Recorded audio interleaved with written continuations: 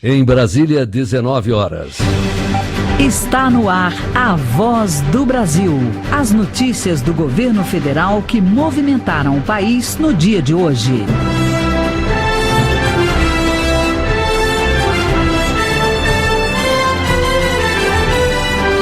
Boa noite. Boa noite para você que nos acompanha em todo o país.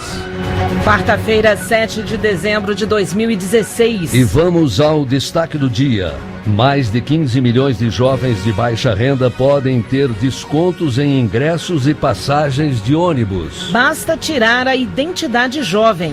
O secretário nacional de Juventude explica ao vivo como funciona. E você também vai ouvir na Voz do Brasil de hoje. Cesta básica mais barata em 25 capitais. É o que mostra pesquisa que analisa preços em todo o país. Mutirões de documentação em áreas rurais levam cidadania a milhares de brasileiros. E quem tem plano de saúde, fique ligado. Vamos dar orientações aos pacientes sobre prazos para atendimento. Natália Mello. A ANS está de olho nos planos de saúde que não cumprem prazos de atendimento. A Voz do Brasil na apresentação de Gláucia Gomes e Ayrton Medeiros. E para assistir a gente ao vivo na internet, basta clicar www.voz.gov.br. Mais de 15 milhões de jovens brasileiros devem se beneficiar com a nova Identidade Jovem. A gente já falou sobre esse novo programa lançado ontem pelo governo. Hoje vamos saber mais detalhes sobre ele porque estamos recebendo aqui no estúdio da Voz do Brasil o secretário nacional de Juventude, Bruno Moreira Santos. Boa noite, secretário. Boa noite, Gláucia. Boa noite, Ayrton. Boa noite a todos os nossos ouvintes. Para começar, secretário, explica para o nosso ouvinte o que é Identidade Jovem. Que benefícios ela tem? A Identidade Jovem, ou basicamente a ID Jovem, ela é o documento que identifica 15,8 milhões de jovens brasileiros beneficiários dos programas ou dos direitos previstos no Estatuto da Juventude. Secretário, é uma espécie de carteirinha? É uma carteirinha virtual, que você baixa no aplicativo do seu celular, no iOS, no Google, em todos os aplicativos, todas as lojas de aplicativos dos telefones. Quem é que tem direito e como tirar essa carteirinha? Os 15,8 milhões de jovens hoje beneficiários são os jovens de 15 a 29 anos, beneficiários dos programas do governo federal, inscritos no CadÚnico, com cadastro atualizados nos últimos 24 meses, e para tirar ele é muito fácil, ou quem não tiver acesso à internet, os municípios que não têm acesso à internet, ou o jovem que não tem o smartphone através do site do ID Jovem, os que têm acesso ao smartphone baixando o aplicativo na loja de aplicativo do telefone. Secretário, o que o governo espera com esse programa? Espera basicamente que é o objetivo do governo, que é empoderar, emancipar e ampliar os direitos, gerando oportunidade para a juventude, para que ela possa ocupar o país, viajar gratuitamente, que ela possa ter o direito da meia entrada e ocupar o que é de direito da juventude. Secretário, como é que o governo garante todos esses benefícios? Eu vou explicar melhor. Se uma empresa se recusar a fornecer o desconto no ingresso ou o acesso gratuito ao transporte, o que ele deve fazer? O governo federal já preparou a regulamentação através da Secretaria Nacional de Juventude, da NTT e a ANTAC, que são as agências reguladoras, tanto do transporte terrestre quanto do transporte aquaviário, para fazer a fiscalização. Elas já foram informados que é uma lei federal. Havendo descumprimento, a AGU será acionada através da Secretaria Nacional de Juventude para que a lei seja cumprida, e quando ela não for cumprida, o jovem pode, através da ouvidoria da NTT, no número 166, fazer a denúncia, porventura, das empresas que não cumpram o direito. Secretário, uma última pergunta. E o que podemos esperar de ações que estão em estudo pela Secretaria para ampliar ainda mais o atendimento aos jovens brasileiros? Iremos ampliar para o ano de 2017 e 2018, sem estação juventude, que são equipamentos públicos de juventude, o Fundo Garantidor de Startups, gerando emprego através das startups, e principalmente o Plano Nacional de Desenvolvimento do Empreendedorismo e Startup para Jovem, que o governo federal criará subsídios e desburocratizará o acesso dos jovens à micro e pequena empresa através das startups, e também desburocratizará o acesso do jovem aos créditos dos bancos públicos. Secretário Nacional de Juventude, Bruno Moreira Santos. Secretário, Muito obrigada pela sua participação com a gente aqui na Voz do Brasil. Muito obrigado. Mais dados, www.juventude.gov.br. Obrigado, secretário. Boa noite. Em novembro, brasileiros de 25 capitais pagaram menos pelos alimentos do que no mês anterior. De acordo com um levantamento divulgado esta semana, produtos como leite, feijão, tomate e batata tiveram queda nos preços. Os dados são da Pesquisa Nacional da Cesta Básica de Alimentos do DIEESE, o Departamento Intersindical de Estatística e Estudos Socioeconômicos. De acordo com o levantamento, o preço da cesta básica no mês de novembro caiu em 25 das 27 capitais brasileiras. Os consumidores já sentem a diferença no bolso. É o caso do empresário Isalmo José, que dessa vez conseguiu encher mais o carrinho de compras. Com preço baixo, você leva mais quantidade ou leva mais variedade de coisa para casa. Tomara que continue. Segundo o DIEESE, a maior queda no preço da cesta básica foi registrada em Boa Vista, capital de Roraima, 7,35%.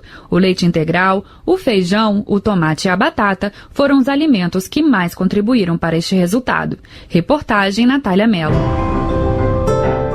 A construção civil é a atividade que mais gera resíduos nas cidades. No Brasil, são recolhidas oficialmente 33 milhões de toneladas de entulho por ano, material suficiente para construir quase 500 mil casas populares.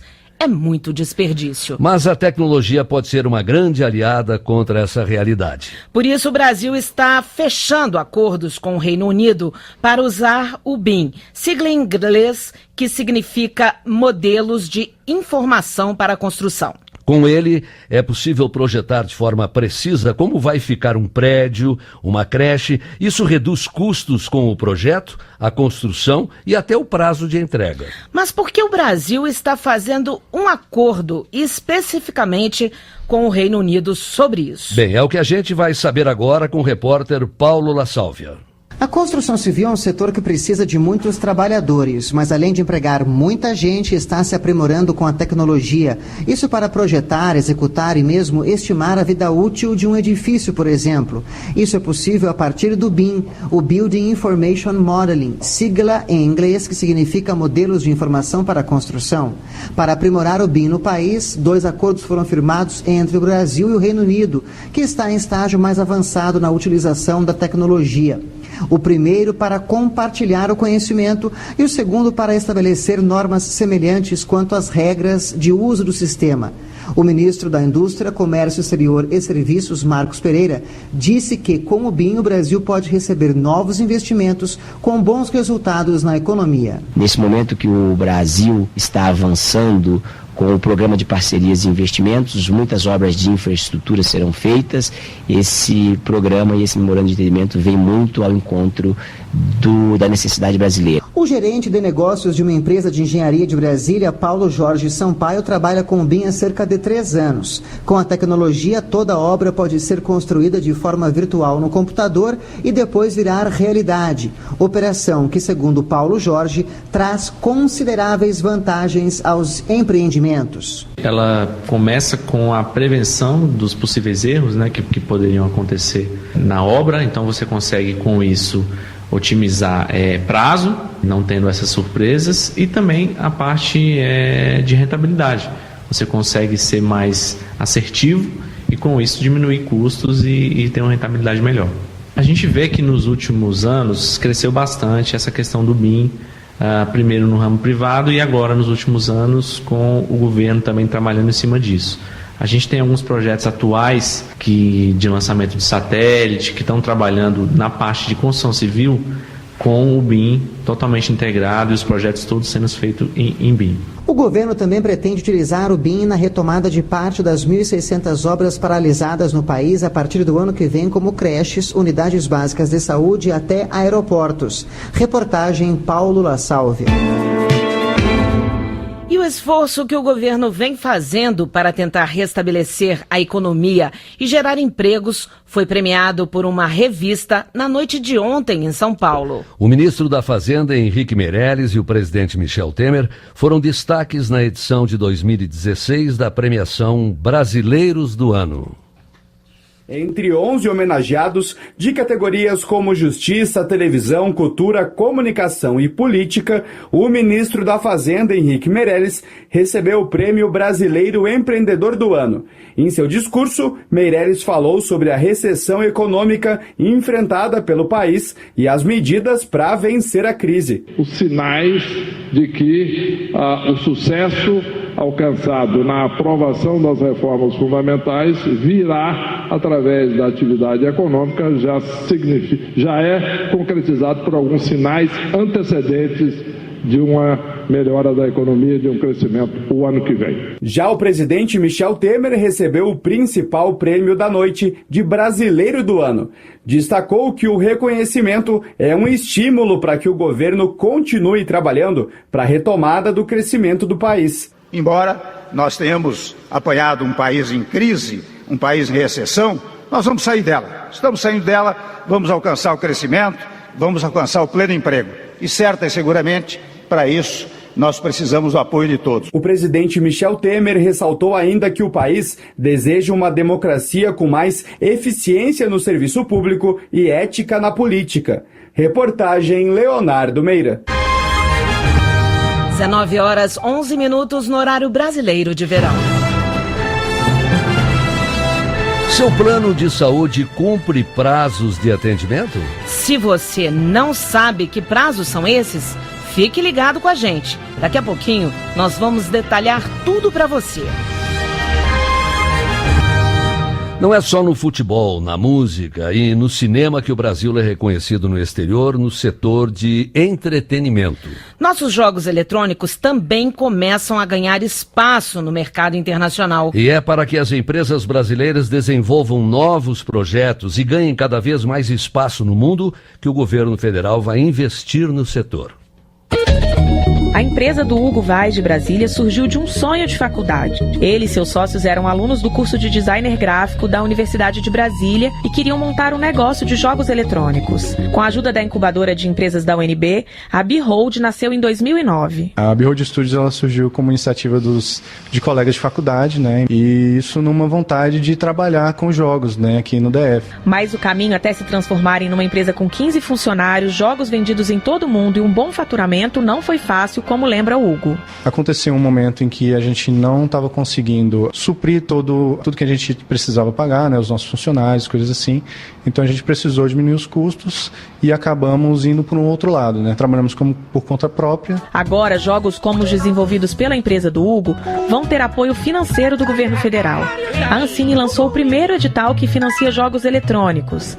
São 10 milhões de reais do Fundo Setorial Audiovisual para cerca de 24 projetos, como explica Manuel Rangel, diretor-presidente da Ancine. Nós queremos fazer com que o Brasil se insira num mercado de jogos eletrônicos numa posição relevante.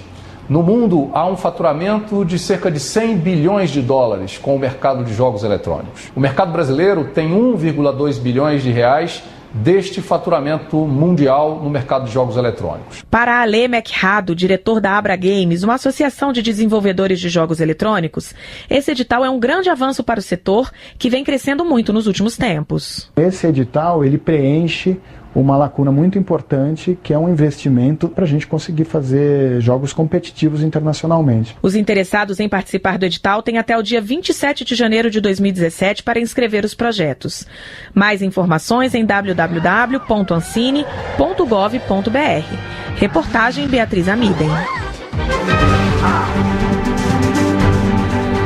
Hora do frio na barriga. O gabarito da segunda aplicação do Exame Nacional do Ensino Médio, Enem, já está disponível. Os resultados individuais vão ser divulgados no dia 19 de janeiro, também para quem fez a prova na primeira aplicação. A pontuação é usada para conseguir vaga em universidades públicas, tentar bolsas no ensino superior privado ou conseguir o financiamento estudantil FIES. Para acessar o gabarito da internet, o endereço é enem.inep.gov.br.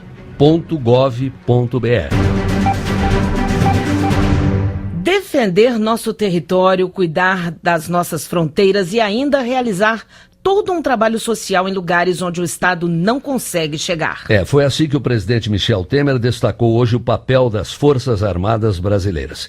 Ele recebeu no Palácio do Planalto 12 oficiais promovidos no Exército, na Marinha e na Aeronáutica. Os oficiais generais comandam as organizações militares estratégicas responsáveis pela defesa nacional. O presidente Michel Temer parabenizou os promovidos e destacou a importância das Forças Armadas na manutenção da soberania nacional, a autonomia do país e também o papel dos militares em tarefas sociais. Nós verificávamos que as pessoas das fronteiras sentiam que a presença do Estado se dava pelas Forças Armadas e não pela circunstância apenas da defesa nacional, mas até por uma ação social, a chamada CISO, ação cívico-social, não é?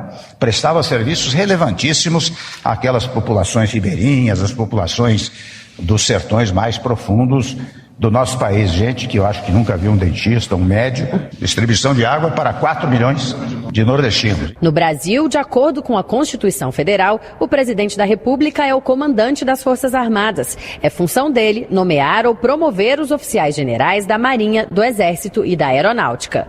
Reportagem Thaísa Dias. E após a cerimônia, o ministro da Defesa, Raul Jungmann, falou sobre como deve ficar a reforma da Previdência para os militares. Os militares estão dentro da reforma da Previdência, apenas eles virão no segundo momento. Não há necessidade de uma PEC, mas sim lei complementar. E além disso, há também uma outra questão, que é o fato de que a Constituição os trata diferentemente, tá certo? Mas isso não implica nenhum privilégio, nenhuma omissão. Os militares não contribuem, não é, como está sendo dito aí, com 34 bilhões, não é, e por 45% do déficit da Previdência. O déficit real que os militares contribuem é de 13 bilhões.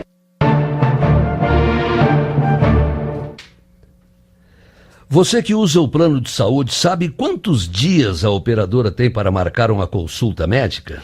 E no caso de um exame como tomografia, qual é o prazo máximo para atender o pedido? Pois é, para que ninguém tenha dúvida sobre isso, a ANS lançou uma cartilha que orienta sobre os prazos de atendimento. Nem todos os usuários de plano de saúde sabem, mas as operadoras têm obrigação de cumprir prazos para atender as solicitações de consultas, exames e procedimentos médicos e hospitalares. Não sabia disso.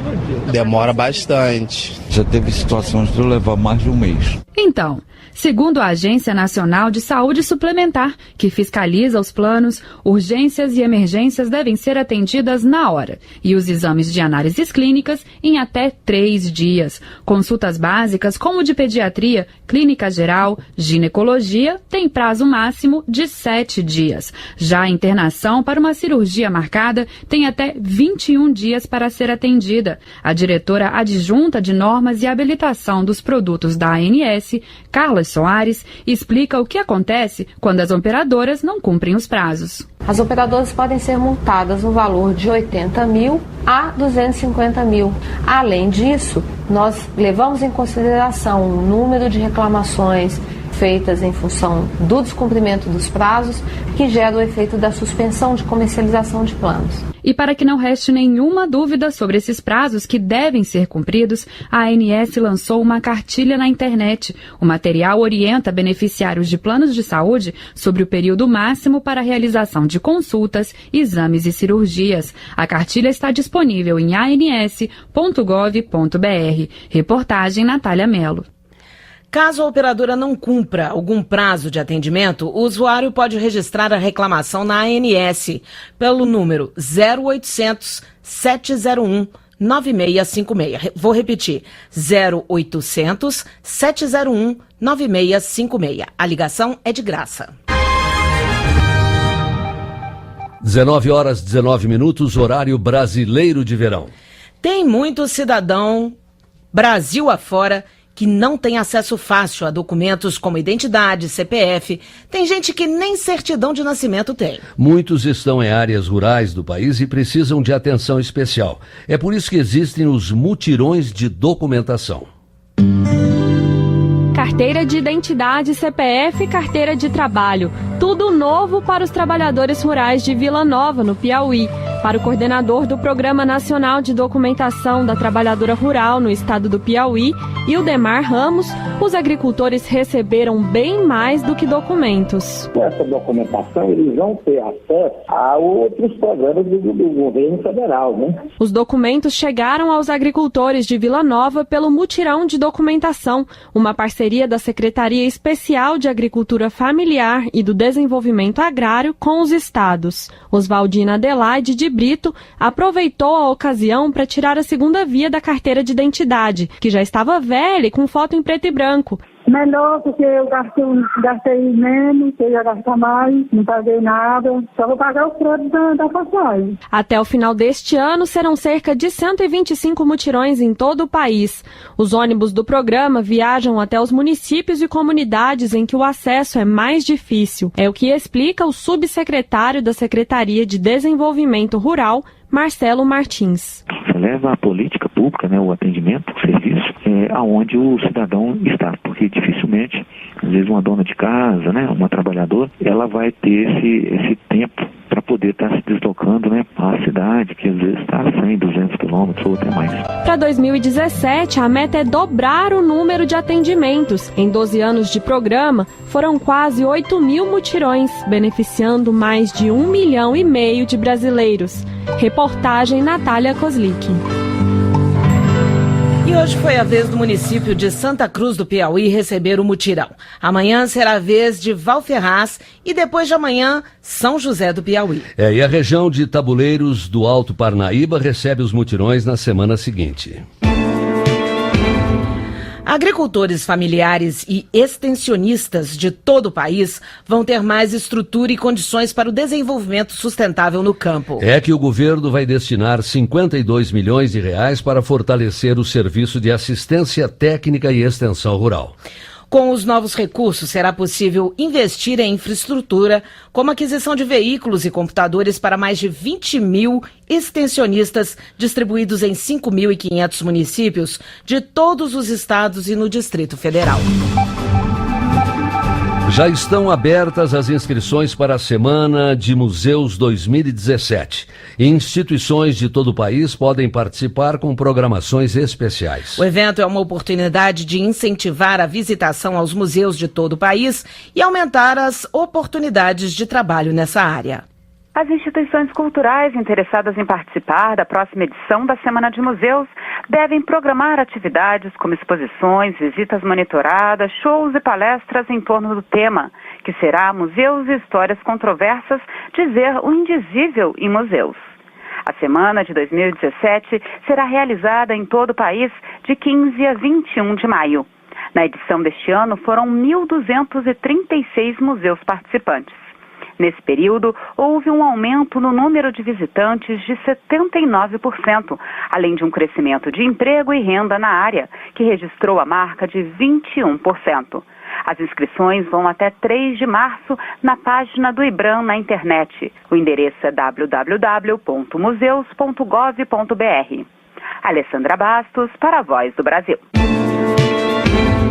Estudantes dos anos iniciais das redes públicas de todo o país devem devolver às escolas os livros didáticos que utilizaram este ano para uso de outros alunos no ano que vem. Confeccionado com uma estrutura física resistente, o livro tem durabilidade prevista de 3 anos, ou seja, deve ser utilizado por 3 estudantes em 3 anos consecutivos.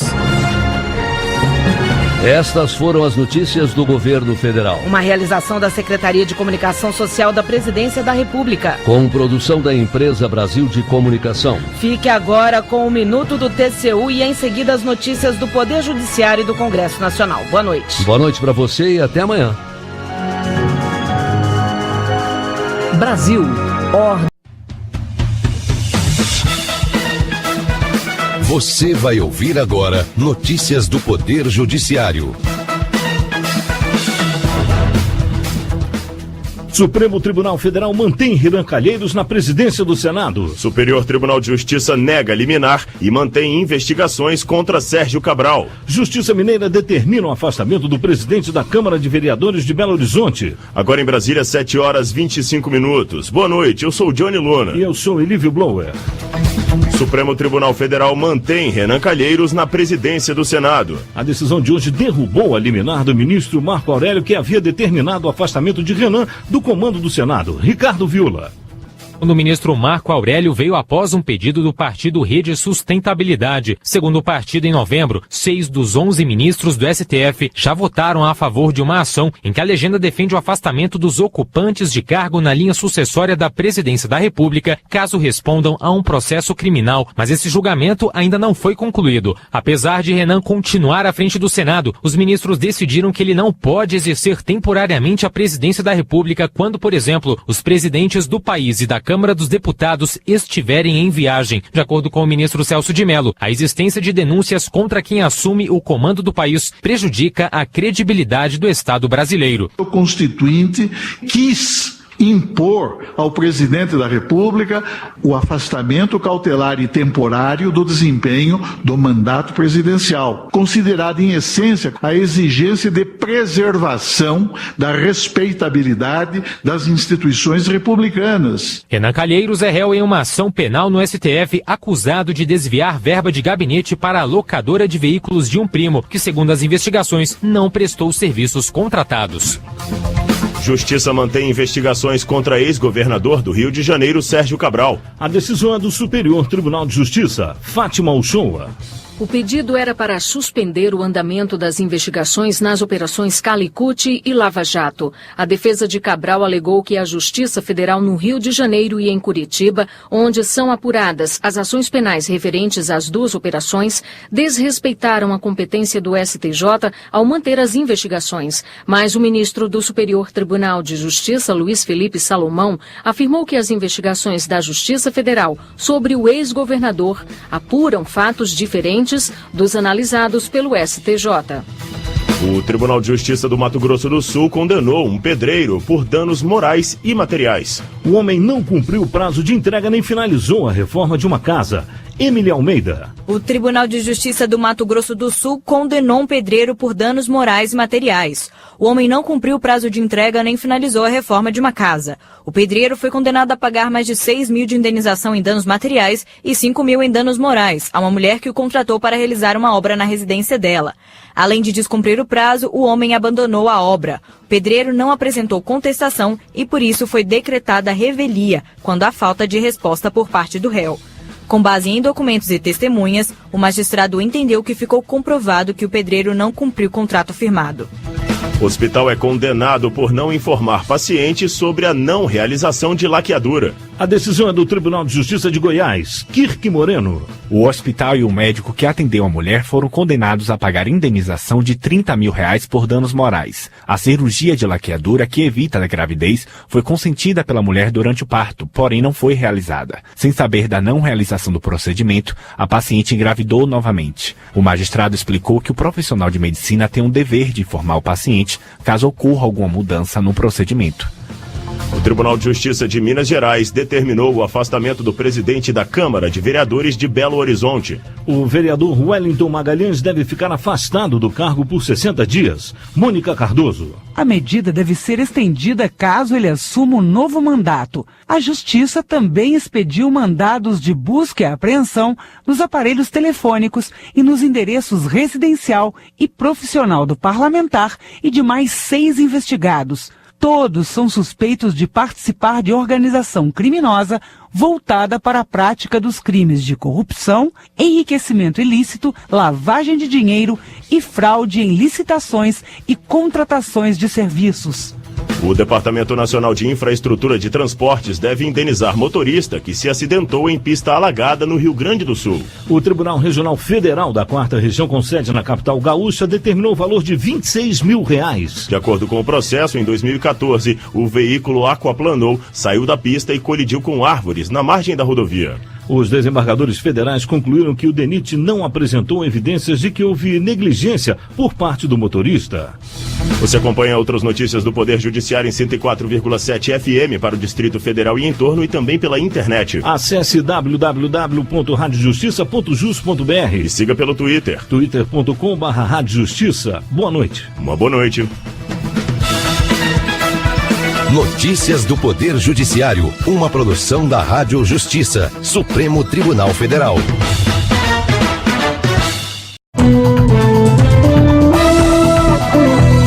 Está no ar, o Jornal do Senado. STF decide manter Renan Calheiros à frente do Senado, mas o afasta da linha sucessória presidencial. CPI do futebol aprova relatório final que será encaminhado ao Ministério Público. Segue para a Câmara dos Deputados projeto que trata do pagamento de gorjetas a garçons. Estes são os destaques de hoje do Jornal do Senado, que começa agora. Boa noite. Boa noite. A CPI do futebol aprovou hoje o relatório final dos trabalhos com recomendações de mudanças no futebol brasileiro. O relatório do senador Romero Jucá, do PMDB de Roraima, que será encaminhado ao Ministério Público, contém um panorama do futebol brasileiro e sugestões de alteração legislativa e de procedimentos para as entidades que comandam o esporte. Para Jucá, caberá ao Ministério Público a decisão de denunciar qualquer pessoa, caso o órgão verifique indícios de irregularidades. Repórter Bruno Lourenço. O presidente da comissão, senador Romário, do PSB do Rio de Janeiro, ainda propôs a Jucá que aceitasse incluir no relatório algumas sugestões de indiciamentos, como os do atual presidente da Confederação Brasileira de Futebol, a CBF, Marco Polo Del Nero, e dos antecessores, José Maria Marim e Ricardo Teixeira. O relator preferiu deixar essas recomendações de fora e, como tinha preferência de votação, a tese de Jucá acabou prevalecendo. Mas Romário lembrou que o texto alternativo dele e do senador Randolfo Rodrigues, da Rede Sustentabilidade do Amapá, também será de conhecimento do Ministério Público. O meu relatório já foi enviado para onde que nós teríamos e deveríamos enviar. Eu tenho certeza, esperando que o Ministério Público, principalmente, possa realmente olhar, ver, levantar e fazer o seu papel, porque ali estão indiciadas 9 pessoas que entendemos que são pessoas que realmente cometeram crimes relacionados ao futebol dentro da investigação que foi feita aqui nesse mais de um ano de CPI. A CPI foi criada em julho do ano passado, após a prisão de José Maria Marim e de outros cartolas ligados à FIFA por conta de investigações da Justiça norte-americana sobre esquemas de corrupção no futebol mundial. E a comissão especial destinada a analisar e regulamentar as remunerações acima do teto constitucional aprovou hoje o relatório da senadora Cátia Abreu, do PMDB de Tocantins. A ajuda de custo para capacitação, substituições e gratificações de qualquer natureza ficam dentro do teto, hoje estipulado em R$ 33.700. As informações com a repórter Marcela Cunha. Além de recomendações para órgãos de todas as esferas, o colegiado propõe 3 projetos de lei. Um deles passa a considerar improbidade administrativa a autorização de pagamento de verbas remuneratórias acima do teto. Outro altera a Lei de Acesso à Informação para determinar a divulgação das remunerações pagas aos agentes públicos, nos moldes do que já é feito pelo Ministério Público. O terceiro projeto de lei traz o detalhamento da aplicação do limite remuneratório, que não irá incluir, por exemplo, os auxílios alimentação, transporte e invalidez. Serão considerados rendimentos sujeitos ao teto, gratificações de qualquer natureza, hora extra e adicional noturno, entre outros. O relatório também pede a aprovação de uma PEC que veda o chamado efeito cascata. O teto remuneratório é baseado no salário dos ministros do Supremo, hoje em R$ 33.700. Um projeto de lei que aumenta este valor para R$ 39.200 a partir de 2017 está pronto para ser votado pelo plenário do Senado. Comissões. E segue para o plenário o projeto aprovado pela Comissão de Desenvolvimento Regional e Turismo, que estende o prazo para que os municípios apresentem seus planos de mobilidade urbana a serem incorporados nos respectivos planos diretores. O prazo inicial estabelecido em 2012 no Plano Nacional de Mobilidade Urbana é de 3 anos. Mas se virar lei, a proposta passará a ser de 6 anos o tempo para que os prefeitos continuem recebendo recursos federais para os projetos de mobilidade, como citados pela senadora Simone Tebet, do PMDB de Mato Grosso do Sul. Serviços de transporte público coletivo, circulação viária, acessibilidade para pessoas com deficiência, áreas de estacionamento públicos e privados gratuitos ou onerosos, mecanismos e instrumentos de financiamento de transporte público coletivo e de infraestrutura de mobilidade urbana. E volta para a análise da Câmara dos Deputados, projeto aprovado hoje pela Comissão de Assuntos Sociais, que trata das gorjetas pagas em estabelecimentos como bares, restaurantes, hotéis e motéis. Pela proposta, o valor deve ser repassado aos garçons e também dividido com outros funcionários, como cozinheiros, segundo critérios definidos em acordo coletivo de trabalho ou assembleia de trabalhadores. Repórter Jorge Cardim. O acordo também pode decidir que a gorjeta paga diretamente pelos clientes aos garçons seja retida pelo estabelecimento. O texto determina que o empregador deve anotar na carteira de trabalho e no contra-cheque dos empregados o salário contratual fixo e os valores recebidos como gorjeta. As empresas inscritas no Simples deverão reter 20% das gorjetas para quitar encargos sociais, previdenciários e trabalhistas. Já os estabelecimentos maiores devem destinar até 33% à previdência social. Quem desrespeitar a regra pode pagar multa. O relator, senador Paulo Paim, do PT do Rio Grande do Sul, disse que a medida busca proteger os trabalhadores e foi negociada por garçons e empresários. É um amplo acordo de todos os setores, empresários e trabalhadores, eles construíram. Eu sei que é uma construção coletiva que disciplina a forma do pagamento da gorjeta e assim o trabalhador vai poder descontar da própria gorjeta a previdência para ele ter direito à aposentadoria. O senador Cristóvão Buarque, do PPS do Distrito Federal, quer discutir com os integrantes das comissões de Ciência e Tecnologia e de Educação o desempenho dos estudantes na avaliação internacional de estudantes de 15 anos, feita em 2015 pela Organização para a Cooperação e Desenvolvimento Econômico. O PISA, como é conhecido o exame, é aplicado em 70 países. O Brasil, em ciências, ficou com a posição número 63, em literatura de número 59, em matemática com a de número 66. Para Cristóvão Buarque, com um desempenho desses, fica difícil o país ter talentos no futuro, nos setores de ciência, tecnologia e inovação. Que por mais que coloquemos dinheiro na ciência e tecnologia, não vamos aproveitar totalmente. É como se a gente quisesse ter uma boa seleção de futebol, mas os jogadores só começando a jogar aos 20 anos.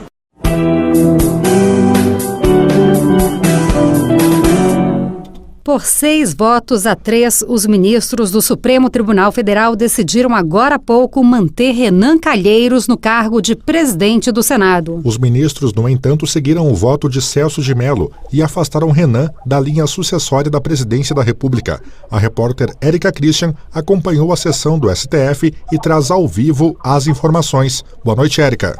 Boa noite, Tiago. Exatamente por 6-3, o plenário do Supremo Tribunal Federal rejeitou o pedido de afastamento do senador Renan Calheiros, do PMDB de Alagoas, do cargo de presidente do Senado, mas entenderam que o parlamentar fica impedido de substituir o presidente da República por ser réu numa ação penal pelo crime de peculato, que é o uso do cargo em proveito próprio. O ministro relator, Marco Aurélio Mello, acatou o pedido de afastamento feito pela Rede Sustentabilidade, que argumentou que se a Constituição veda a ocupação da presidência da República por réu de ação penal comum, o mesmo impedimento vale para os demais que estejam na linha sucessória. Ele citou ainda que por 6-0 num julgamento interrompido, a maioria do Supremo já decidiu que essa vedação se aplica aos que venham ocupar a presidência da República. Marco Aurélio lembrou ainda que o próprio Supremo afastou do mandato e do cargo de presidente da Câmara o ex-deputado Eduardo Cunha com base no mesmo argumento. O mesmo tratamento dado pelo plenário com idênticas constituição e composição. A situação jurídica do presidente da Câmara cumpre ser implementado relativamente ao presidente do Senado. Fora isso, é a variação inconcebível. Embora o ministro Celso de Mello concorde com a impossibilidade de um réu na linha sucessória ocupar a presidência da República, ele entendeu que Renan Calheiros deve continuar no comando do Congresso Nacional, porque não há contra ele, não há possibilidade de ele assumir o Palácio do Planalto, até porque na ausência de Michel Temer, o presidente da Câmara, Rodrigo Maia, ascenderá ao cargo. Ele disse ainda que o caso de Renan Calheiros é diferente do ex-presidente e do ex-deputado Eduardo Cunha. Não impede que ele, embora inabilitado para o exercício temporário da função de presidente da República, continue a desempenhar a função de chefia que titulariza na casa que pertence. Por meio de nota, Renan Calheiros, que acabou de deixar o Senado, disse que era com humildade que recebia e aplaudia o que chamou de patriótica a decisão do Supremo. Ele afirmou que a confiança na justiça e na separação dos poderes continua inabalada. Renan Calheiros recebeu a solidariedade de diversos parlamentares, incluindo a do presidente da Câmara, Rodrigo Maia. E Renan Calheiros preside a sessão plenária amanhã às 10 horas da manhã para a contagem de prazo para a votação em segundo turno da PEC do teto de gastos, prevista para terça-feira. Érica Christian, ao vivo para o Jornal do Senado. Jornal do Senado. Apresentação Lia Passarinho e Tiago Medeiros. Áudio Eliseu Caires. O Jornal do Senado fica por aqui. Acompanhe agora as notícias da Câmara dos Deputados. Boa noite. Boa noite.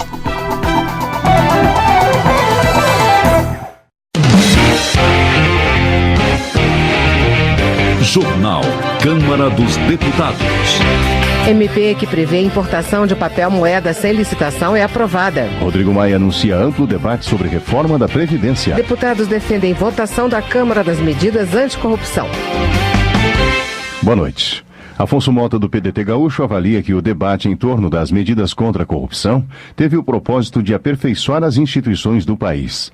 A votação resultou na inclusão da possibilidade de punição a membros do Judiciário e Ministério Público por crime de responsabilidade. Com a matéria agora no Senado, Afonso Mota entende que esse é o momento de a Câmara exercer um papel de mediador entre a sociedade e a Casa Revisora sobre este assunto, que é tão polêmico. A cobertura da mídia sobre a votação das medidas contra a corrupção é condenada por Valdir Colato, do PMDB catarinense. Apesar de ser contra as sessões noturnas, o parlamentar defende a condução da votação feita de forma nominal, quando cada deputado explicita o seu voto.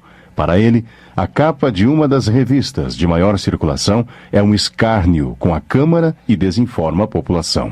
Valdir Colato pede aos jornalistas que, antes de emitirem opinião sobre assuntos ainda em tramitação, leiam detalhadamente os projetos. Sobre a realização da sessão no dia da tragédia com o avião da Chapecoense, ele ressalta que pediu a suspensão dos trabalhos, mas não foi atendido pela presidência. Muitas votações acontecem no período da madrugada, o que não é bem visto pela sociedade. Assim avalia Jorginho Melo, do PR de Santa Catarina. Ele pede que as deliberações sejam feitas até o início da noite, apesar de discordar dos que criticaram a sessão noturna que aprovou as medidas contra a corrupção. Jorginho Melo diz que o presidente da Câmara não defendeu seus colegas das críticas da opinião pública e dos cidadãos nas redes sociais. Ele legitima os protestos, mas diz que o parlamento não pode se acovardar.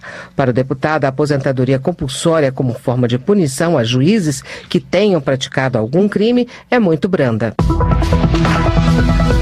Em entrevista à Rádio Câmara, o jurista Ives Gandra Martins afirmou que, se a proposta original do Ministério Público Federal contra a corrupção fosse aprovada, haveria um cerceamento da cidadania e a redução da democracia no Brasil. Entre as propostas originais previstas no texto encaminhado pelo Ministério Público e criticadas por Ives Gandra Martins estão as mudanças no habeas corpus, o acesso a provas ilícitas de boa-fé e o alargamento de prisões preventivas. O jurista destacou que o texto aprovado pela Câmara não prejudica as investigações da Operação Lava Jato. Não vi no que foi aprovado nada que realmente atingisse a honra e a competência do Ministério Público e da magistratura. A coisa boa aprovada é que ninguém falou. E aquilo que era exagero na proposta das 10 medidas, que eu já disse, que se fossem aprovadas as 10 medidas como propôs o Ministério Público, nós passaríamos a ter um cerceamento brutal da cidadania e, ao mesmo tempo, uma redução da democracia no Brasil. O que a Câmara fez foi coimar, a meu ver, muitos daqueles exageros, aprovando aquilo que era bom. Gandra Martins considerou positiva a aprovação pela Câmara do aumento do prazo de prescrição dos crimes de corrupção e a emenda que pune juízes e procuradores por abuso de autoridade. Para o jurista, essa última medida é importante, porque ninguém pode estar acima da lei. Justiça. Carlos Manato, do Solidariedade do Espírito Santo, deve transformar em proposição o projeto desenvolvido por um juiz capixaba, que visa acelerar o trâmite de processos de presos provisórios. De acordo com o parlamentar, a chamada audiência notificatória citatória reduz o rito de 253 para cerca de 63 dias. O deputado explica que a iniciativa consiste em requisitar a apresentação do réu e de seu advogado para audiência de citação, quando o magistrado já poderá avaliar a possibilidade de liberdade provisória, após ouvir o defensor e designar instrução e julgamento. A ideia já é aplicada na primeira vara criminal da comarca de Serra, segundo Carlos Manato. Votação. Novas regras para a vinda de estrangeiros no país, para vistos, deportações, refugiados, deslocamento em cidades de fronteira e até para brasileiros que vivem no exterior. Tudo isso está previsto na proposta da nova Lei de Imigração, aprovada ontem pelo plenário da Câmara dos Deputados e que agora volta para análise do Senado. Acompanhe a reportagem. O relator, deputado Orlando Silva, do PCdoB de São Paulo, ressaltou que o texto foi uma construção coletiva em busca de modernizar as leis atuais e que a proposta segue tratados internacionais de direitos humanos, além de prevenir e combater discriminação. Temos uma lei que garante direitos para os migrantes. Os que aqui chegam são tratados como se nacionais fossem. Entre outras regras, o texto diz, por exemplo, que imigrantes devem ser recebidos aqui de forma humanitária. Isso inclui regularização de documentos, direito de vinda da família, inclusão no mercado de trabalho, além de dar direito de acesso a serviços públicos de saúde, de assistência e previdência social. O texto prevê residência permanente a quem entrou no país até meados deste ano, desde que faça o pedido até 1 ano depois da vigência da nova lei. Havia acordo entre os partidos para a aprovação da nova lei de imigração. A única parte em que houve divergência tratava da repatriação, que é a devolução do estrangeiro ao país de origem quando ele não pode entrar no Brasil. Para o deputado José Carlos Aleluia, do Democratas Baiano, essa parte do projeto não era boa para o Brasil. Viraremos chegada de todos aqueles que estejam saindo do seu país, seja por que motivo for, e encontrarão as portas do Brasil abertas. Imediatamente transformam-se em cidadãos brasileiros com direito à defensoria pública para defender o direito que ele ilegalmente conquistou. Não esse projeto. Mas a proibição de repatriar refugiados menores de 18 anos e apátridas, que são pessoas sem nacionalidade, foi mantida no projeto, como defendia o deputado Ságuas Moraes, do PT do Mato Grosso. Nós, de fato, sempre tratamos bem o estrangeiro, mas é preciso que, além do afeto, do carinho e do respeito, a gente possa facilitar de forma documental a vida desse estrangeiro. Por isso nós temos que regularizar a vida dos estrangeiros aqui. Ainda mais nesse momento que nós temos mais de 60 milhões de refugiados pelo mundo. Ficou para esta quarta-feira a votação de 2 medidas provisórias. Uma que autoriza o Banco Central a comprar sem licitação no exterior material para fabricar cédulas e moedas. E a mais polêmica delas, a que faz mudanças no ensino médio. A oposição não concorda com as medidas e disse que vai trabalhar para atrasar o máximo que puder ou até barrar a votação delas. Da Rádio Câmara de Brasília, Dini Moraes. Hoje o plenário aprovou o projeto que autoriza o Banco Central a comprar sem licitação papel moeda e moeda metálica fabricados fora do país por fornecedor estrangeiro. A condição para isso é de que haja situação de emergência. O projeto de lei de conversão de Leonardo Quintão, do PMDB Mineiro, prevê que essa situação é caracterizada quando houver atraso acumulado de 15% das quantidades contratadas. O texto segue para o plenário. Neste momento, os deputados discutem o projeto de reforma do ensino médio. Entre outras medidas, a reforma prevê o aumento da carga horária do ensino médio de 800 para 1.000 horas anuais e 5 linhas de estudo. Uma das novidades do relatório é que as disciplinas de artes e educação física voltam a ser obrigatórias. Desenvolvimento regional. De acordo com Moisés Diniz, do PCdoB, mesmo com um baixo orçamento, o Acre está entre os estados que possuem os melhores índices de ensino médio do país. O deputado ressalta que as estatísticas demonstram a falta de compromisso do poder público, principalmente em estados ricos como São Paulo e Rio de Janeiro. Outro índice destacado por Moisés Diniz foi a redução de 49% da mortalidade infantil no Acre, desde o ano 2000. Para o parlamentar, as estatísticas devem servir de alerta para a população cobrar ações eficazes dos seus representantes. A comissão da Câmara visitou o município de Quixadá, que abriga um dos campi da Universidade Federal do Ceará, além de faculdades privadas, relata Odorico Monteiro do PROS. Para ele, a visita técnica aprovada por requerimento foi o primeiro passo para a implantação de um polo de tecnologia da informação no local. De acordo com o congressista, apesar de haver cursos de formação na área, faltam oportunidades profissionais na cidade. A ideia, segundo Odorico Monteiro, é atrair empresas do setor e aproveitar a estrutura universitária da cidade. A Comissão Especial dos Ex-Territórios de Rondônia, do Amapá e de Roraima divulgou um relatório sobre os trabalhos do colegiado. Cabuçu Borges, do PMDB do Amapá, informa que dos 47 mil processos de transposição de servidores dos ex-territórios, cerca de 19 mil já foram analisados pela comissão. De acordo com Cabuçu Borges, só no Amapá foram analisados mais de 4 mil processos em 17 meses de atuação da comissão especial. O deputado espera que os trabalhos continuem dando celeridade ao trâmite das ações dos servidores. Meio Ambiente. Edinho Bez, do PMDB de Santa Catarina, cita artigo publicado pelo pesquisador da Embrapa Cerrado, Linneu Neiva Rodrigues, sobre um dos desafios da humanidade nesse século, a segurança alimentar. O deputado reflete que a falta de alimentos é sem dúvida a grande preocupação do futuro. E o maior desafio para Edinho Bez é aumentar a produção de alimentos sem impactar o meio ambiente. Homenagem. A homenagem prestada no estádio Atanásio Girardot, em Medellín, a 71 vítimas do acidente aéreo que vitimou jogadores da Chapecoense, dirigentes e jornalistas, é apontada por Isalci Lucas, do PSDB do Distrito Federal, como um exemplo de solidariedade do povo da Colômbia. Ele comentou que a solenidade teve momentos de grande emoção. Isalci Lucas destacou que a homenagem foi realizada no horário em que a Chapecoense deveria entrar em campo para enfrentar o Atlético Nacional. A Câmara realizou sessão solene para a entrega do Prêmio Brasil Mais Inclusão. Caio Nárcio, do PSDB de Minas Gerais, reflete as prioridades que cada pessoa tem em sua vida e chama a atenção dos parlamentares para criarem leis que possam amenizar as diferenças e ampliar as oportunidades das pessoas com deficiência. Os 25 anos do núcleo agrário do PT são comemorados por Valmir Assunção, do PT da Bahia, que destaca o papel desempenhado pelo colegiado na pauta da Câmara. Entenda o Congresso.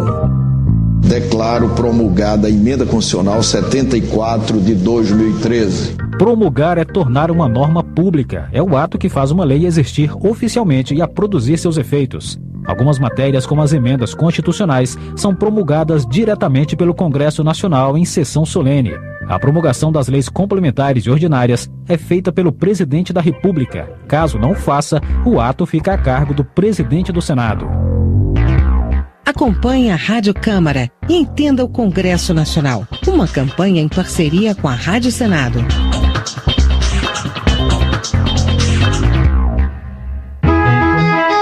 Previdência.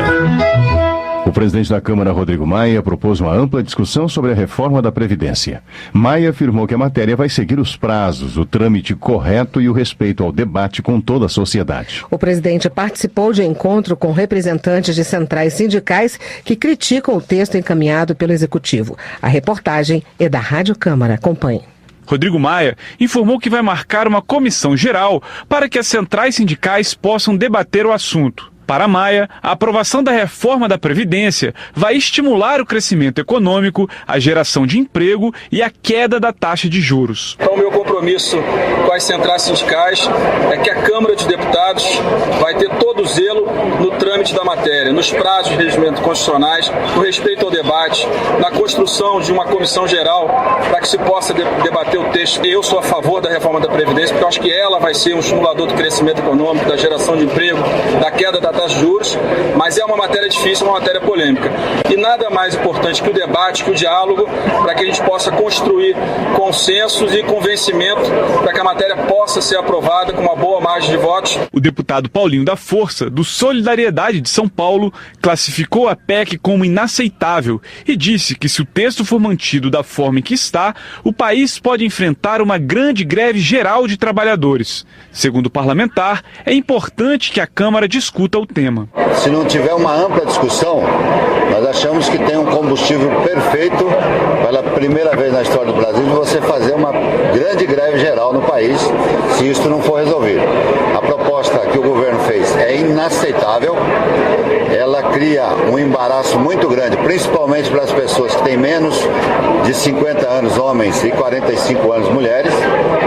Fica numa situação quase que impossível de se aposentar.